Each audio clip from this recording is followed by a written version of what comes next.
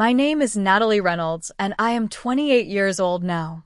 When I was 8, my parents abandoned me at Chicago Union Station as a joke. They wanted to see if I could find my way home.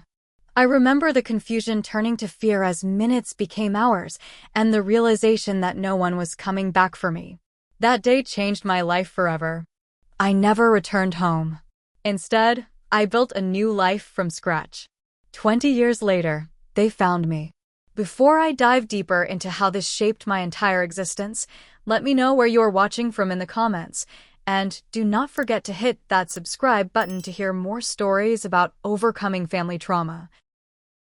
I grew up in a modest 2-story house in suburban Illinois, with a perfectly maintained lawn that my father, James, insisted had to be mowed in perfect diagonal lines every Saturday. Dad was 42 then, working as an insurance salesman with a quick smile for clients and neighbors, but behind closed doors, he had an unpredictable temper that he always disguised with the phrase, "just kidding," whenever anyone got upset.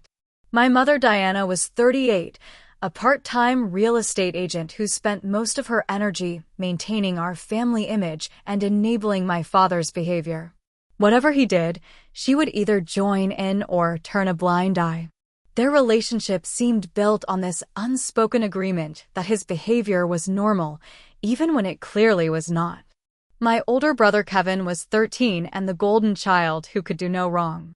He got straight A's, was popular at school, and occasionally participated in what my parents called pranks, but what I now recognize as psychological abuse. These pranks were never actually funny. When I was 6, my father pretended to leave my mother at a restaurant. He made me and Kevin get in the car and drove away while she was in the bathroom. I cried the entire time, watching her run after our car through the parking lot.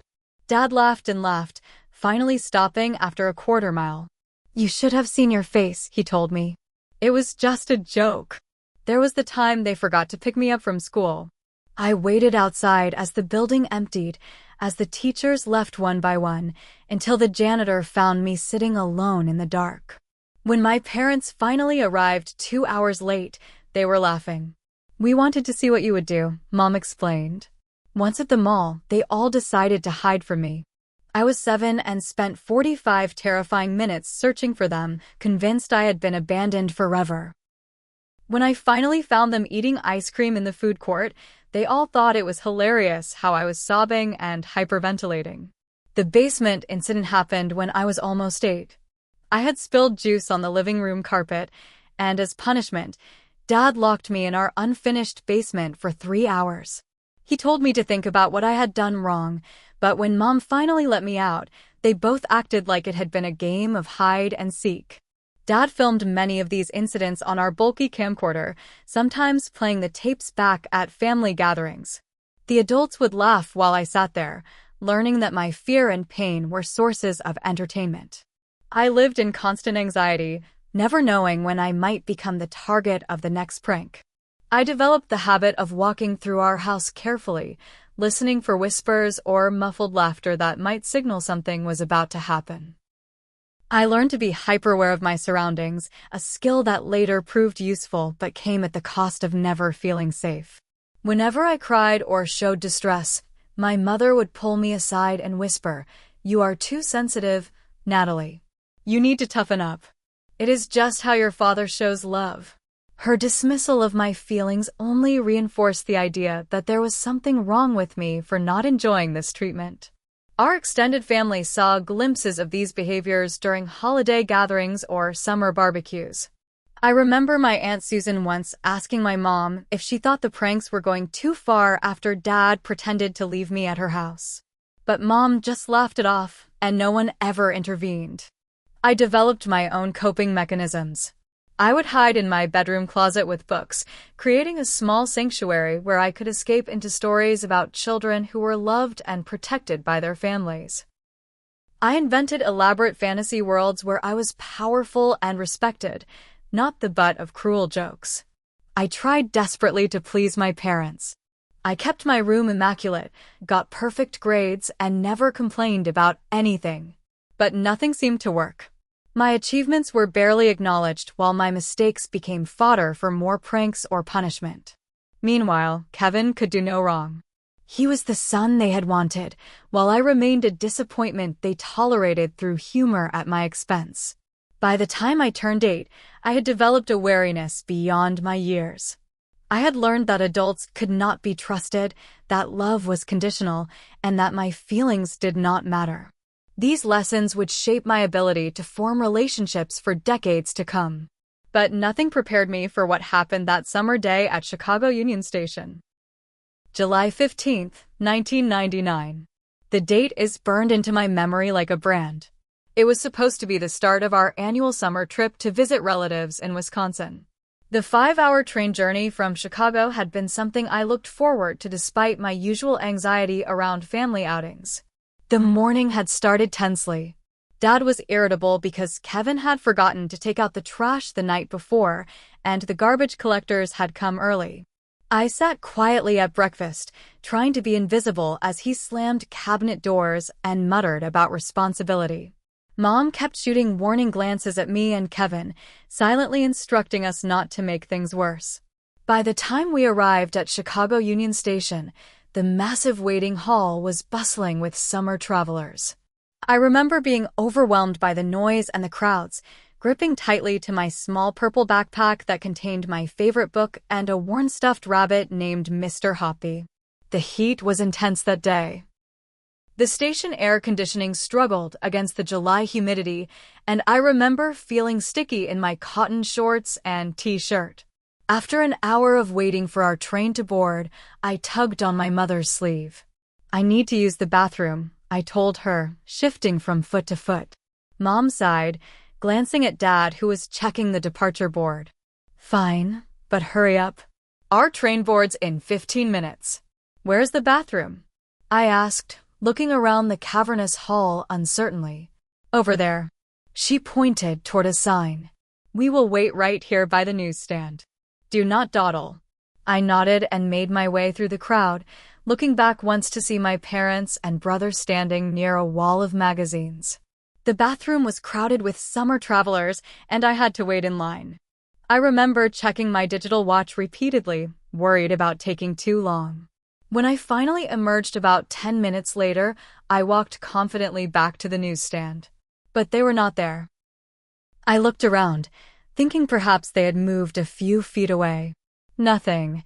I walked in a small circle, then a larger one, scanning the crowd for my family. My heart began to race as I realized I could not see them anywhere. My first thought was that this was another prank. They were hiding, watching me from somewhere, waiting for me to panic so they could jump out and laugh at my reaction. I started methodically checking behind pillars and magazine racks, even looking under benches where they could not possibly have fit.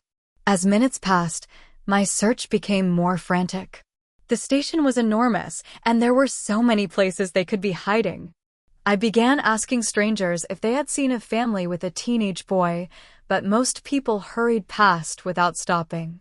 After what felt like an hour, but was probably closer to 30 minutes, the first tears started.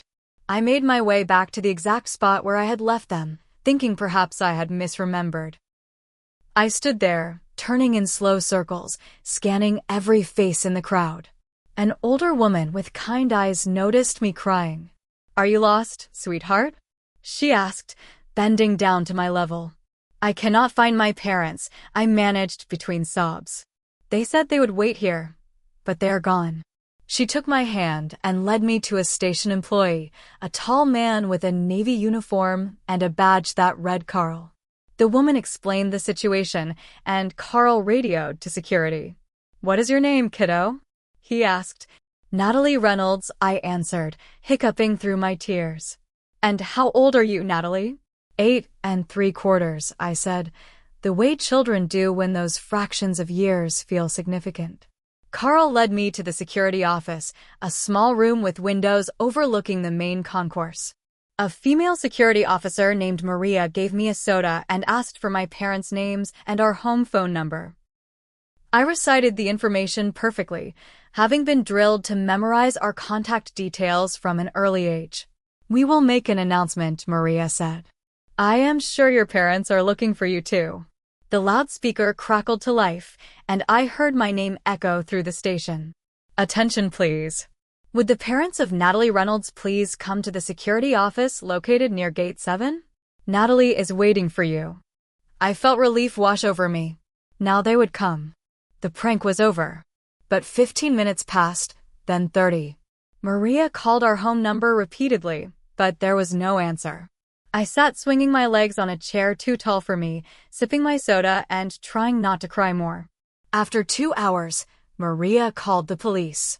I remember the blue uniformed officers arriving, their presence making everything suddenly more serious. They asked me more questions about my parents, our home, my school. One officer stepped outside to make some calls. Through the office door, I overheard fragments of his conversation. Located the parents, claim it was a lesson, teach her independence, coming back later, child endangerment. When the officer returned, he spoke quietly with Maria while glancing at me. I pretended to be absorbed in a pamphlet about train safety, but I was listening intently. Parents say they left intentionally, wanted to see if she could find her way home, planned to return before the final train, teaching her a lesson about independence. The reality hit me like a physical blow. This was not a normal prank. They had left me deliberately at the station, in a city of millions, to see if I could somehow make my way home to a suburb 40 miles away. I was 8 years old. As evening fell, no one came for me. The police decided I needed to be placed in temporary custody until they could sort things out with my parents. A social worker named Helen arrived and explained I would be staying somewhere safe for the night. They will probably come get you tomorrow, Helen said as she drove me to what she called a temporary children's residence. But I knew something had fundamentally changed. The trust that children instinctively place in their parents, the belief that they will keep you safe, had been shattered beyond repair. That night, in a strange bed with unfamiliar sounds around me, I made a decision that would alter the course of my life. I would not go back. Not this time. The temporary children's residence was a converted Victorian house with peeling blue paint and a creaky wooden porch. Inside, 4 other children stayed in shared bedrooms under the supervision of 2 staff members. They told me my parents would be contacted in the morning and the situation would be resolved. But I knew what resolution meant. It meant being returned to a home where my fear and pain were entertainment, where abandonment was justified as a teaching moment. I had heard enough from the police officer's conversation to understand my parents were not rushing to reclaim me, which gave me a narrow window of opportunity. Shortly before dawn, I slipped out through a bathroom window that had been left cracked open for ventilation. With only my purple backpack containing Mr. Hoppy, my book, and $27 saved from birthday money, I embarked on a journey with no destination. The first few days were a blur of constant motion and fear. I slept in Chicago parks, hiding in bushes and playground equipment. I washed in public bathrooms and rationed my money for food from convenience stores. I avoided eye contact with adults, especially police officers and anyone in uniform. On my 4th day on the streets, I met Elaine. She was 62, homeless herself, with weathered skin and startlingly kind blue eyes. I was huddled on a park bench, trying to look inconspicuous, when she sat down beside me. "You are too young to be out here alone," she said simply, not looking at me directly. She did not ask questions I could not answer, just shared half her sandwich and told me where to find a youth shelter that did not always check paperwork. From Elaine, I learned the rules of street survival. Never sleep in the same place 2 nights in a row. Look confident when walking, like you have somewhere to be. Stay clean so you do not stand out. Avoid other homeless people who seem unstable or aggressive. Find libraries for warmth and bathrooms. After 2 weeks in Chicago, police patrols started increasing in the areas I frequented. I overheard mentions of a missing girl and knew I needed to leave. With Elaine's guidance, I boarded a Greyhound bus to Indianapolis using money from returning soda cans and small cleaning jobs Elaine had helped me find. Indianapolis was smaller, less overwhelming. I found my way to a youth center that provided meals and activities for disadvantaged children. When they asked about my parents, I created a story about being an orphan living with an aunt who worked nights. They did not press too hard, perhaps because they saw so many children in difficult circumstances. I created a false backstory, practicing it until it felt almost real. My parents had died in a car accident. I lived with my aunt who had drinking problems. I was enrolled in school but attended irregularly. The partial truths mixed with fiction became my shield. At the youth center, I met Grace, a social worker with shrewd eyes and a no-nonsense attitude. Unlike others, she seemed to see through my stories, but instead of reporting me, she offered practical help. "Whatever your real situation is," she said one day when we were alone, "you need education and stability. Let me help you figure this out without involving the system." I was wary but desperate. After weeks of testing her trustworthiness, I revealed part of my truth. Not everything, just enough that she understood I could not go back to my family. Grace helped arrange for me to stay with an elderly woman named Mrs. Chin who needed help around her house in exchange for a small room and meals. The most complicated part was getting me into school. Grace had connections at a local school and helped create documentation under the name Ashley Miller. At Mrs. Chen's house, I settled into a routine of attending school, helping with household chores, and keeping my head down. When I was 14, Mrs. Chen fell ill and had to move in with her daughter. I found a job washing dishes at a local diner where the owner did not look too closely at my paperwork. The diner job paid cash, enough for me to rent a room in a boarding house where the landlady assumed I was older than I was.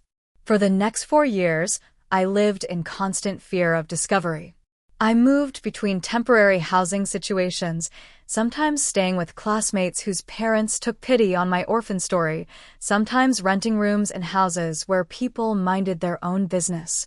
I worked whatever jobs I could find after school hours, saving every penny possible. The hardest part was not the physical survival but maintaining the lie. Every form that needed a parent signature, every school event that required family attendance, every casual question about my past felt like navigating a minefield. I became expert at forging signatures, making excuses, and deflecting questions about my family. I learned to be functionally invisible. I was polite but forgettable, smart but not outstanding enough to draw attention, present but never the center of focus. This careful balancing act became second nature, a skill that would follow me into adulthood. There were close calls. Once, a teacher became too interested in my home situation and threatened to make a home visit. I had to stage a fake illness and change schools. Another time, a classmate recognized me from a missing persons flyer her mother had kept. I convinced her she was mistaken, that I just had one of those faces, but I moved to a different neighborhood the following week. The most dangerous moment came when I was 16. A new school counselor noticed discrepancies in my records and called me to her office. As she asked pointed questions about my guardian and previous schools, I saw my carefully constructed life beginning to crumble. That night, I packed my belongings and was prepared to run again when Grace intervened, somehow smoothing things over. "You cannot keep running forever," Grace told me afterward. "You need a real identity, a path forward. In 2 years, you will be 18. We need to plan for that." With Grace's help, I prepared for independence. I studied relentlessly, knowing education was my only way out of perpetual instability. I worked extra shifts to save money. I learned about bank accounts, apartment leases, and how to file taxes. By 17, I had accumulated enough credits to graduate high school early. The years of survival had aged me. When I looked in the mirror, I no longer saw a child but someone with old eyes, someone who had learned to rely solely on herself.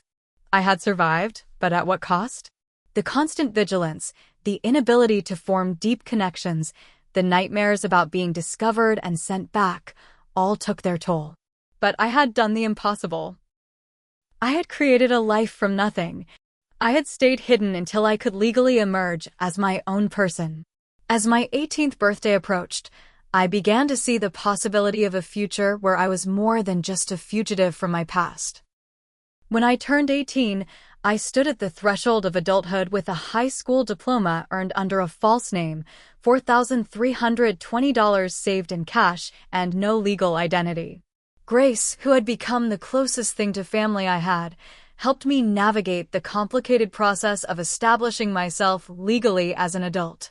We decided not to attempt reclaiming my original identity as Natalie Reynolds.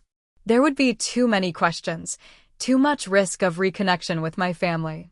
Instead, with some creative paperwork and Grace's connections, I solidified my existence as Ashley Miller, officially 18 and emancipated. With my new legitimate identity, I applied for a scholarship program at the local community college. My perfect grades and compelling essay about overcoming the challenges of being orphaned earned me a full tuition scholarship. I continued working at the diner, now as a waitress making better tips, while attending classes full-time. Community college became my sanctuary. For the first time, I was somewhere I belonged, working toward a future rather than just surviving the present. I declared a business major, drawn to the structure and clear rules of the financial world. Numbers made sense to me in a way people often did not. During my second year, I met Dr. Eleanor Parker, a professor who noticed my academic potential and took an interest in my development. She was the first person to push me beyond survival mode, challenging me to think about what I actually wanted from life rather than just what I needed to get by. "What drives you, Ashley?" she asked during one of our advising sessions. "What gets you out of bed in the morning?" The question stumped me. No one had ever asked what I wanted before. "I do not know," I admitted. "I just know I never want to be helpless again." Dr. Parker nodded thoughtfully. "That is a powerful motivator. But running from something is different than running toward something. Find what you are running toward." With her encouragement, I applied for transfer to the state university to complete my bachelor's degree. When I was accepted with another scholarship, Dr. Parker helped me believe I deserved it rather than feeling like an imposter. At the university, I began cautiously building social connections. I joined study groups and participated in business club activities. I started to learn how normal friendships worked, though I kept everyone at a safe distance. My apartment remained my fortress, a place no one was invited into, containing the few possessions I truly cared about still packed in a way I could grab and run if needed. In my junior year, I met Michael in an economics class. He was kind, intelligent, and persistent in his interest despite my walls. Our relationship progressed slowly, my trust issues creating a constant tension between us. Still, for nearly a year, I allowed myself to believe I could have a normal relationship. The breaking point came during winter break when Michael invited me to meet his family. The prospect of family gatherings, of questions about my childhood and background, sent me into a panic attack so severe that Michael had to take me to the emergency room. In the sterile hospital room, with my carefully constructed identity threatening to unravel, I ended our relationship. "I cannot give you what you need," I told him, meaning a shared past, holiday traditions, baby pictures, and family connections. The breakup was a wake-up call. I could not keep living half a life, always hiding, always ready to run. At 22, after graduating with honors and securing a position at a marketing firm, I made one of the hardest decisions of my life. I started therapy. Finding a therapist I could trust meant interviewing several until I met Dr. Lewis, a woman in her 50s with a straightforward approach that put me at ease. In her office, with its soothing blue walls and absence of childish decorations that might trigger memories, I began the slow process of unpacking my past. It took 6 sessions before I could tell her my real name. 3 more before I could talk about the abandonment at the train station. A full year before I could discuss the pattern of psychological abuse that preceded it. Dr. Lewis never rushed me, never judged, simply helped me understand that what happened to me was not normal and not my fault. While I worked on my emotional health, my career flourished. The hypervigilance that had kept me alive on the streets translated well to catching details others missed in marketing campaigns. My ability to read people and situations helped me navigate office politics. By 25, I had been promoted to marketing manager, overseeing a team of 5. With financial stability came another first, buying my own apartment. The day I signed the mortgage papers, I felt a security I had never known. This space was truly mine, a permanent home that could not be taken away on someone else's whim. As my walls cautiously lowered, I formed my first real friendships. Stephanie from the marketing department, whose directness I found comforting. Rachel, who lived in my building and slowly coaxed me into weekly coffee dates. Tyler, a graphic designer whose quiet demeanor made him non-threatening. Gradually, I shared pieces of my story with them, testing their reactions, ready to retreat if I saw pity or disbelief. To my surprise, their support never wavered. When I admitted I had no family, they began including me in their holiday celebrations. Stephanie's Thanksgiving dinner, Rachel's Christmas Eve party, Tyler's 4th of July barbecue became fixed points in my year, the traditions I had never had growing up. I met Benjamin through volunteer work. At 27, I had started mentoring at a program for at-risk youth, using my own experiences to connect with teenagers in difficult situations. Benjamin ran the program, his calm presence and genuine concern for the kids immediately drawing me to him. Our relationship developed differently than any I had experienced before. Benjamin had his own past traumas, understood my triggers, and never pushed when I needed space. When I flinched at unexpected movements, he would apologize without making me feel broken. When I disappeared into myself during stressful situations, he waited patiently for me to return. 6 months into dating, I told him everything. My real name, the abandonment, the years of hiding, all of it. We sat on my couch until 3 a.m. as I spoke, his hand steady in mine, his eyes never leaving my face. When I finished, expecting him to leave, he simply said, "Thank you for trusting me with your story, Natalie." It was the first time anyone had called me by my real name in nearly 20 years. The sound of it in his voice broke something open inside me, a dam of emotions I had held back for so long. Our wedding a year later was small, just our closest friends and Benjamin's family, who had embraced me completely. Dr. Parker officiated the ceremony. Grace sat in the front row. Even Dr. Lewis attended, smiling proudly from the back. There was no one from my side of the family, but the chairs were full of people who had chosen to love me. By 28, I had built a life that 8-year-old Natalie could never have imagined. A loving husband, a circle of true friends, a successful career, financial security, and emotional healing in progress. I had created the stability and safety I had been denied as a child. I changed my name legally back to Natalie after the wedding, reclaiming that part of myself while keeping the Miller surname as a link to the life I had built. Benjamin supported my decision completely, understanding my need to integrate all parts of myself. I believed I had successfully closed the door on my past. I had not Googled my birth family, had not checked social media for them, had made peace with the absence of biological connections in my life. I thought that chapter was finished. And then, on an ordinary Tuesday morning in April, the email arrived that would shake the foundations of the life I had so carefully constructed. It was a morning like any other. Benjamin and I sat at our kitchen counter drinking coffee, discussing weekend plans before heading to work. Sunshine streamed through the windows of our 9th-floor apartment, illuminating the plants I had carefully nurtured, symbolic of my own growth and healing. My phone pinged with an email notification. I glanced at it casually, then froze. The subject line read, "Natalie, it is Mom."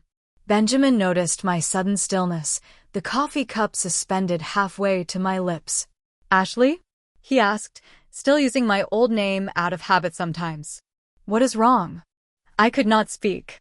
My hand trembled so violently that coffee spilled over the rim, spreading a brown stain across the counter. Benjamin gently took the cup from my grasp and looked at my phone screen. "Oh my God," he whispered. "Do you want me to read it first?" I shook my head, taking a deep breath. No, I need to do this myself. With unsteady fingers, I opened the email. "Dear Natalie, it has been so long since we have had any contact with you. After 20 years of searching, we finally found you through a private investigator. Your father has been diagnosed with stage 4 pancreatic cancer, and his greatest wish is to reconcile with you before it is too late. We came back for you that day at the station, but you were already gone. We have been worried sick for 20 years, not knowing if you were alive or dead. The police thought you had been taken, but we always believed you had run away because you were angry with us. Your brother Kevin is married now with 2 children you have never met. They know about their Aunt Natalie and have seen your childhood pictures. Our family has never been whole without you. Please, Natalie, give us a chance to explain what happened that day. It was a terrible misunderstanding that has cost us all so much time. Your father may not have much time left. We have attached some family photos from over the years so you can see what you have missed. Love always, Mom, Diana Reynolds." Attached were several images. Kevin in a graduation cap and gown. My parents, noticeably aged, at what appeared to be Kevin's wedding. 2 small children opening Christmas presents. A recent photo of my father in a hospital bed, thin and jaundiced, my mother beside him holding his hand. I set the phone down carefully, as if it might explode. The room seemed to tilt and spin around me. 20 years of carefully constructed safety threatened to collapse in an instant. "They found me," I whispered. "How did they find me?" Benjamin moved to my side, his arms steady around my shoulders. "What do you want to do?" "I do not know. I do not know." The words came out choked and panicked. "You do not have to decide anything right now," he said. "You do not have to respond at all if you do not want to." But I knew I had to face this somehow. The past I had run from for so long had finally caught up with me. Ignoring it would only leave me looking over my shoulder again, waiting for them to appear in person since they now knew where I was. I called Dr. Lewis and scheduled an emergency session for that afternoon. Benjamin offered to take the day off work to stay with me, but I needed the space to process this alone. He reluctantly left for his office, after making me promise to call if I needed him. In Dr. Lewis' office 3 hours later, I paced back and forth, unable to sit still. She listened as I read the email aloud, noting the manipulation embedded in every line. "Notice how they claim they came back for me," Dr. Lewis said, "and how they position themselves as the victims who have been worried sick. There is no acknowledgement of why you might have run away, no responsibility taken." The private investigator contacted me directly, I told her, checking my phone where another email had arrived. "His name is Derek Simmons. He says they only hired him 6 months ago, not 20 years ago like they claimed. He feels bad about the situation and wanted me to know the truth." "Why would he do that?" Dr. Lewis asked. "I do not know. Maybe he recognized something in their story that did not add up. According to him, they told him I had run away after being a difficult teenager. Nothing about abandoning an 8-year-old at a train station. We spent the session weighing options. I could ignore the contact completely. I could respond with a firm boundary that I wanted no relationship. I could agree to limited communication on my terms. Or I could meet them and confront the past directly. By the end of the hour, I had decided on a middle path. I would respond to the email with clear boundaries, offering a phone call as a first step, but nothing more. Dr. Lewis and I worked on a response together, one that would protect me emotionally while acknowledging the reality of my father's illness. When I returned home, Benjamin was already there, having left work early out of concern. Together, we refined the email further. "Diana and James, I received your email with surprise.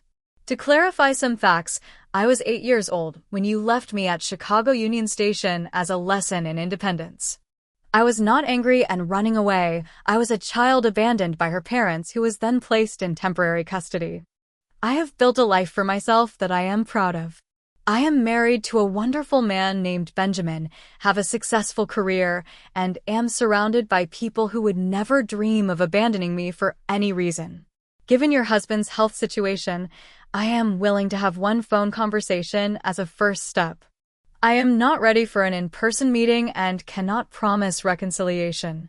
This call will happen on my terms at a time I designate and will end if I feel it becoming unhealthy.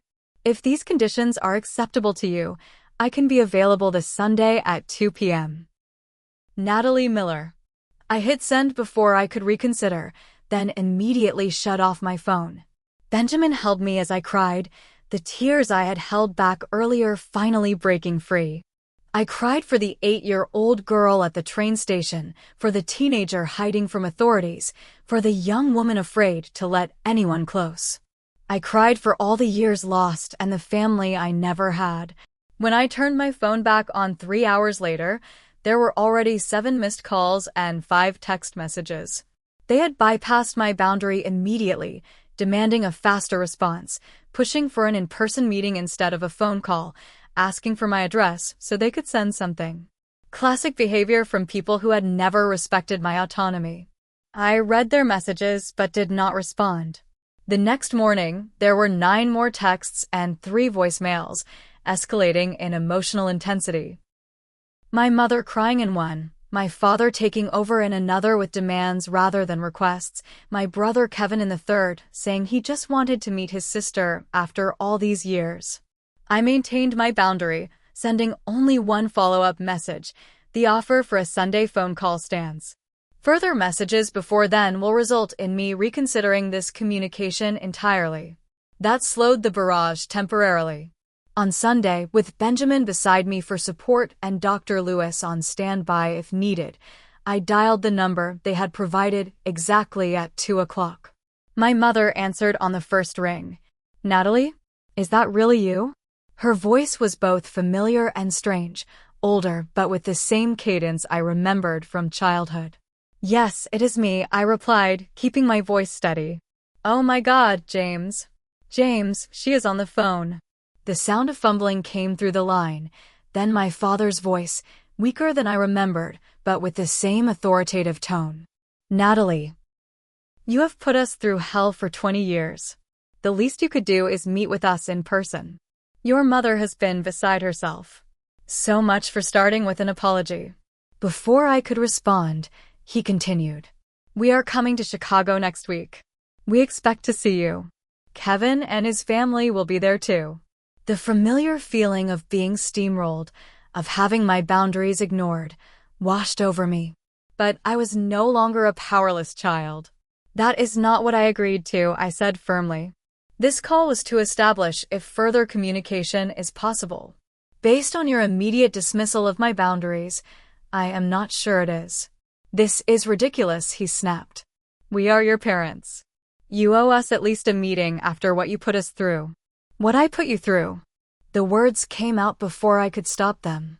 "You abandoned an 8-year-old child in a train station as a lesson. I did not put you through anything. I survived what you did to me." My mother came back on the line, her voice tearful. "Natalie, please. Your father is dying. Do not punish him for one mistake." One mistake.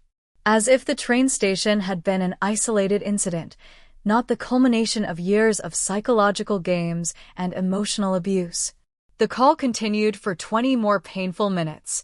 My parents alternated between guilt trips, minimizing what had happened, and pressing for an in-person meeting. I maintained my position, refusing to commit to anything more than considering another phone call in the future. When I finally ended the conversation, I felt physically ill.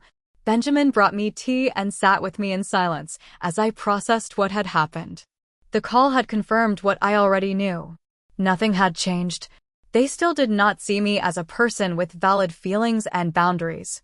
I was still a possession they felt entitled to control. That night, the texts and calls resumed, now including ones from extended family members I barely remembered. Apparently, my parents had told everyone I had finally been found and was being difficult by refusing to visit my dying father. The guilt and pressure tactics were being deployed through every available channel. 48 hours after the phone call, I had blocked 17 numbers and was considering changing my phone completely. But even as I felt the walls closing in, I recognized this was different from before. I was an adult now with resources and support. I did not have to run or hide. I could stand my ground and face this directly. With Benjamin and Dr. Lewis's support, I decided to meet my parents once, on my terms, to say what needed to be said in person. Not for their closure, but for mine. I chose a hotel lobby in downtown Chicago for our meeting, a public place with enough privacy for conversation, but plenty of witnesses and easy exits if needed.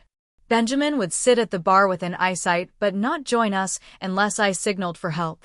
Dr. Lewis had helped me prepare what I wanted to say, and I had rehearsed it repeatedly over the 3 days leading up to the meeting. Still, nothing could have fully prepared me for the moment. I arrived 30 minutes early to select the ideal seating arrangement, a small grouping of chairs where I could sit facing the exit. Benjamin took his position at the bar, pretending to work on his laptop while maintaining a clear view of my location. At exactly 2 o'clock, they walked in. 20 years had changed them in expected ways, gray hair and wrinkles, my father noticeably thinner from his illness, walking with a slight stoop that had not been there before. My mother still maintained the same perfect appearance, her clothes expensive and tasteful, her makeup flawless, despite the evident strain on her face. They spotted me immediately. My mother rushed forward, arms outstretched for an embrace I did not want. I stood but stepped back, maintaining physical distance between us. The hurt on her face might once have made me yield, but I held firm to my boundary. "Natalie," she breathed. "You look so beautiful, so grown up." My father approached more slowly, his eyes assessing me as if taking inventory of how I had turned out without his influence. "Hello, Natalie," he said, his voice lacking the strength I remembered, but still carrying that note of authority. "Let us sit down," I suggested, gesturing to the arranged chairs.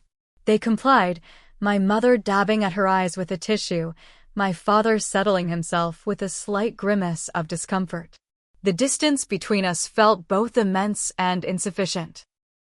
20 years of separate lives, of traumas and triumphs they knew nothing about, compressed into a few feet of hotel lobby space. "We have so much to catch up on," my mother began, her voice artificially bright. "Kevin wanted to come today, but we thought it might be easier to start with just us. He has 2 children now, Emma and James Jr. They are so excited to meet their aunt." I did not respond to this presumption that I would be taking on a family role. Instead, I asked the question that had been burning in me for 20 years. "Why did you leave me at the train station?" The directness seemed to startle them. My parents exchanged glances, some unspoken communication passing between them. "Honey," my mother finally said, "it was never supposed to be for so long. It was just a lesson in independence. You were becoming so clingy, so afraid of everything. Your father thought it would help you become more self-reliant if you had to figure something out on your own. James thought you would just ask someone for help and find the information desk," she continued. "We were only gone for 30 minutes. When we came back, you were already with security, and they were calling the police. We tried to explain it was just a parenting decision, but they misunderstood." I stared at her, incredulous at this revision of history. 30 minutes? I was alone for hours before security found me. "That is not what happened," I said, my voice steady despite the anger rising in me. "I waited at the security office for hours. No one came for me. The police were called because you abandoned a child." My father leaned forward, his face hardening into the expression I remembered from childhood, the one that preceded punishment disguised as a lesson. "You always were dramatic, Natalie. We came back, but you had already been taken by security. We tried to explain to the police, but they threatened us with charges. By the time we sorted it out, you had run away from the temporary placement. Do you have any idea what you put us through? The investigation, the suspicion from neighbors, having to explain over and over that we did not abandon our child. I reached into my bag and removed a plastic sleeve containing a yellowed newspaper clipping. I had carried it with me through every move, every new identity, a tangible reminder that I had not imagined or exaggerated what happened to me. I slid it across the small table between us. It was a small article from the Chicago Tribune dated July 17, 1999. The headline read, "Parents leave child at train station as lesson, authorities investigating." The brief text described how James and Diana Reynolds had intentionally left their 8-year-old daughter at Union Station to teach her independence, only intending to retrieve her before the final train of the day. They stared at the article, momentarily silenced. It directly contradicted the story they had just told me about returning after 30 minutes. This was not an isolated incident, I continued while they were off balance. It was the culmination of years of psychological games. Locking me in the basement, hiding from me at the mall, pretending to drive away without me, recording my fear and distress for your entertainment. My mother's hand trembled as she pushed the article away. "We made mistakes," she admitted, her voice smaller now. "But we loved you. We were doing what we thought was best to prepare you for the world." "By traumatizing me?" I asked. "By making me feel that I could never trust the people who were supposed to protect me?" My father, recovering his composure, tried a different approach. "Whatever happened in the past, we are still your parents. Family is family. One mistake should not erase a lifetime of connection." "One mistake," I repeated. This phrase keeps coming up. It was not one mistake. It was a pattern of behavior that made me feel unsafe every day of my childhood. I had been clutching my phone in my lap, and it buzzed with an incoming call. I glanced down to see Kevin's name on the screen, right on cue, as if they had planned this intervention in stages. "Your brother wants to be part of this reconciliation," my mother said, noticing the phone. "He misses his little sister." "Kevin participated in the psychological games too," I reminded her. "He helped hide from me at the mall. He laughed when I cried looking for you. He was just a child himself, following your father's lead," she insisted. "He feels terrible about it now." I let the call go to voicemail. "Why are you really here?" I asked directly. "After 20 years, why hire a private investigator 6 months ago?" They exchanged another glance, this one more uncomfortable. My father shifted in his seat, grimacing again. "Because I am dying," he said simply. I wanted to make amends before it is too late. But there was something else, something they were not saying. I waited in silence, a technique Dr. Lewis had taught me. People will often fill uncomfortable silences with truth they had not intended to reveal. After nearly a minute of increasing discomfort, my mother broke. "The medical bills have been substantial," she admitted. "The insurance does not cover all the treatments, and we have had to mortgage the house. Kevin is helping, but with 2 children and his own mortgage." And there it was. The real reason they had tracked me down after all these years. Not love, not reconciliation, but money. "You think I am going to help pay for his medical care?" I stated, not even making it a question. "You have done well for yourself," my father said, gesturing vaguely at my appearance, my wedding ring, the quality of my clothing. "We are family. Families help each other in times of need." The audacity was breathtaking.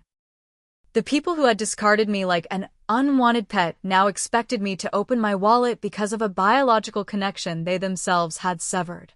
"After everything we did for you," my mother added, the familiar guilt tactic emerging. Something snapped inside me at those words. I stood up, no longer caring about the perfect, controlled confrontation I had planned. "What exactly did you do for me?" I asked, my voice low but intense.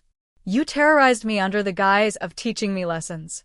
You abandoned me in a city of strangers when I was 8 years old. You made no real effort to find me for 20 years until you needed something from me."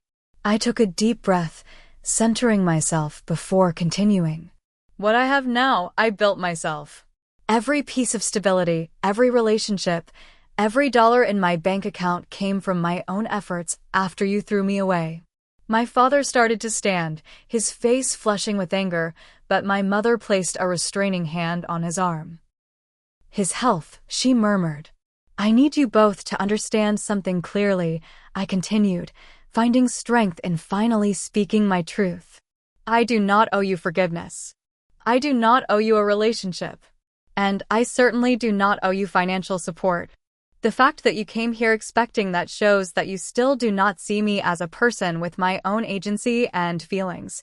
My father's control finally broke. You ungrateful little, he began, the familiar rage emerging despite his weakened state. After everything, you are still the same difficult, oversensitive child you always were. And you are still the same abusive bully, I replied calmly. Thank you for confirming that nothing has changed. I gathered my belongings, preparing to leave. My mother reached out desperately, grabbing my wrist. Please, Natalie. He does not have much time. Do not let it end like this. I gently but firmly removed her hand. This ended 20 years ago at a train station in Chicago. Today just confirms what I already knew. You have not changed, you have not taken responsibility, and you still see me as something to be used rather than someone to be loved. I nodded toward Benjamin, who immediately stood and walked toward us. My husband is here to take me home now, I said. Please do not contact me again. I wish you peace with whatever time you have left, but I will not be part of it. As Benjamin and I walked away, my father called after me, loud enough for other hotel guests to turn and stare. You will regret this when I am gone. You are throwing away your last chance. Without turning back, I replied, I made my peace with losing you 20 years ago. The only difference now is that I am choosing it consciously rather than having it forced upon me. In the taxi ride home, I leaned against Benjamin's shoulder and felt something unexpected. Not grief or guilt or rage, but a profound sense of liberation. For the first time since I was 8 years old, I had stood my ground and spoken my truth to the people who had taught me my voice did not matter. Whatever happened next, that victory could never be taken from me. The morning after the confrontation, I woke to 39 missed calls on my phone. 15 from my mother, 12 from Kevin, the rest from various extended family members whose numbers I did not recognize. There were 28 voicemails and over 40 text messages, ranging from pleading to threatening. I showed the phone to Benjamin, who had taken the day off work to be with me. What do you want to do? He asked. Without hesitation, I went online and ordered a new phone with a new number. I would give the number only to the people who had earned a place in my life, the chosen family that had shown me what real love looked like. As we sat drinking coffee on our balcony, watching the city wake up below us, Benjamin broached a subject we had discussed theoretically but never concretely. How do you feel about starting our own family someday? He asked, his voice gentle but direct. I considered the question seriously. For years, I had avoided thinking about having children. The fear of somehow repeating patterns, of not knowing how to be a parent when I had such terrible models, had kept me from considering motherhood. I am scared, I admitted. What if I do not know how to be a good parent? Benjamin took my hand. The fact that you are worried about it tells me you would be a wonderful mother. You know exactly what not to do, and you have spent years learning how to heal and form healthy attachments. I leaned against his shoulder, allowing myself to imagine it. A child who would never know abandonment or psychological games disguised as lessons.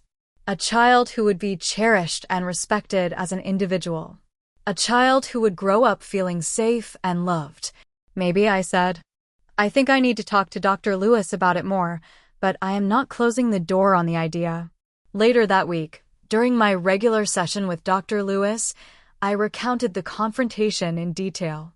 She listened attentively, occasionally making notes. How do you feel about it now a few days later? She asked when I had finished.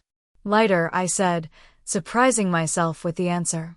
Like I have set down a heavy weight I have been carrying since childhood. I always thought confronting them would be devastating, but instead it was clarifying. They have not changed. I have. She smiled. That is a profound insight, Natalie. Many people spend years hoping their abusers will transform, acknowledge their wrongs, and make amends. The reality is that often does not happen. She suggested a therapeutic exercise, writing a letter to my 8-year-old self. That night, I sat at my desk and poured my heart onto the page. Dear 8-year-old Natalie, you are standing in that train station right now, scared and alone, not understanding why the people who should love you the most have left you behind. I wish I could wrap my arms around you and tell you that this terrible moment is not the end of your story, but the beginning of a different one. The road ahead is hard. You will learn to survive in ways no child should have to. You will carry fear and mistrust like shields. You will wonder what you did wrong to deserve abandonment. But here is what you need to know. You did nothing wrong. Nothing. The failure was theirs, not yours. And somehow, despite everything, you will build a beautiful life. You will find people who love you completely and would never dream of leaving you to teach you a lesson. You will create a home that is safe and stable. You will learn that your feelings matter, your boundaries deserve respect, and your voice has power. I promise you this. I will protect you in all the ways they did not. I will honor your courage and resilience. I will never forget you or what you endured. You are seen. You are loved. And you will be okay. With all my love. Your future self. 1 year later, Benjamin and I sat in our new home, a small house with a garden in a quiet neighborhood. My hand rested on my growing belly, feeling the occasional flutter of movement from the daughter who would join us in just a few months. We had invited our closest friends for Thanksgiving dinner, our first in the new house. Stephanie arrived with her new boyfriend Paul. Rachel and her wife Emma brought homemade cranberry sauce.